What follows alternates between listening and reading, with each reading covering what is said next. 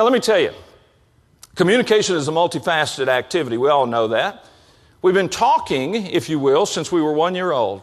Thereabouts. Most of us learned a few rudimentary words when we were probably approaching our first birthday, and we've been adding to those words and adding to the phrases and adding to the delivery of those words and phrases ever since. So we know how to talk. But do we know how to do the other part that makes communication so important? Do we know how to listen? I'm going to suggest that a conversation is not a conversation unless you have one talker and one listener all both doing their job at the same time. Right? Otherwise, if it's a conversation and both people are talking, there's no listening, there's no conversation. If both people are listening, then neither is talking. We've got to have one of the both. But the thing that challenges most of the business professionals that I encounter is the listening initially. This may come as a huge surprise to you, but I like to talk. How many of you fall in the same category, honestly? Yeah, okay, thank you for being honest. You know, I like to talk, and I've been talking a long time. We go, well, you're a professional speaker. I didn't just start talking when I turned 28, 30, 35 years old. I've liked to talk ever since I was a little boy. Now, there's been many situations and circumstances where that talking has gotten me in trouble. Sometimes it's actually been beneficial for me, but there's one particular circumstance and situation that I don't think I will ever forget. I certainly haven't forgotten it, and it's probably been close to 50 plus years ago that it happened to me.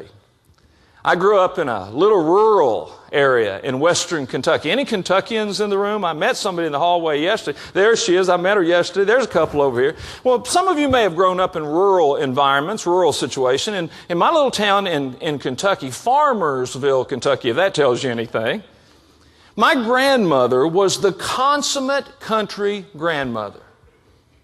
My grandmother, for example, I never saw her in anything but a dress or a skirt in her entire life. I never saw her in pants. I never saw her in shorts. Certainly never saw her in a bathing suit. My grandmother lived out in the country. She did not have running water for her entire life. And she died in April of 1974. When she had to go to the restroom, she had to start early because she had to start down the path and go behind the hen house and the smokehouse out to the outhouse. My grandmother cooked on a wood stove till the day she died. And it was the food I can still remember. It was wonderful. My grandmother always wore an apron. Always wore an apron. And always had two pockets in her apron. One pocket always had a handkerchief. My grandmother told me, you can conquer the world with a handkerchief, Phil. And she always had one. And in the other pocket, she always had, well, she had a can of snuff. My grandmother liked to dip a little snuff.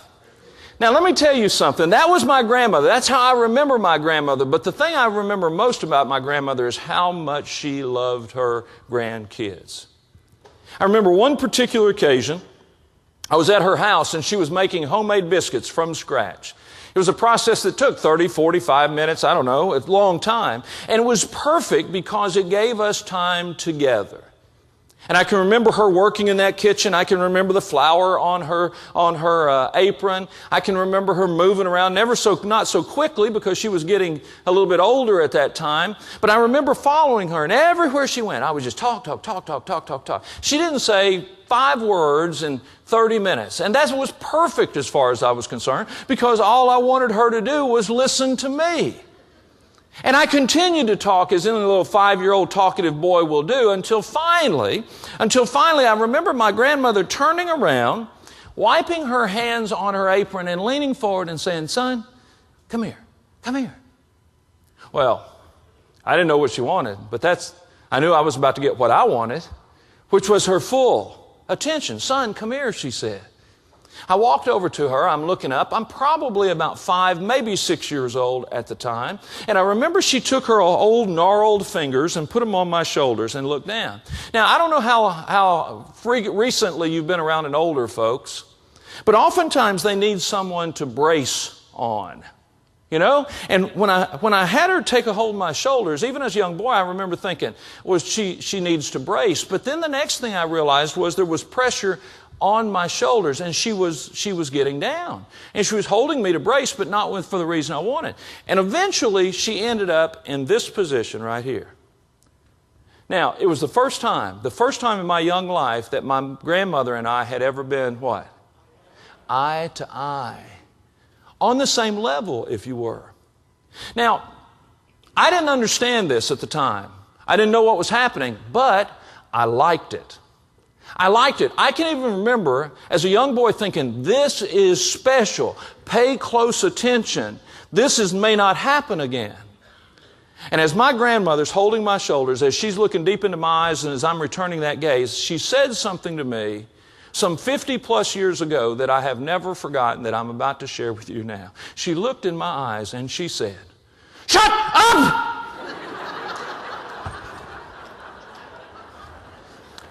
I wasn't expecting that. And quite frankly, I tried to recoil. I tried to run from her, and her grip tightened. And she actually drew me to her breast. And when she did, she wrapped her arms around me. And you can believe this or not, but I'm telling you the truth. Even this morning, I can still feel the compression in my mind's eye of that day. And when she had me totally immobilized, she whispered these words in my ear. "Son, don't you realize that when you're talking, you never learn anything? It's only when you're willing to shut up and listen that you might just learn something." Folks, as I said, that's been 50 plus years ago. And it's as true today as it was then. If we're willing to shut up and listen, even when the times are the most critical, even when things are happening that we could not have anticipated and that others want immediate answers to, if we can listen, we can learn. On the other hand, we must first learn to listen before we can learn.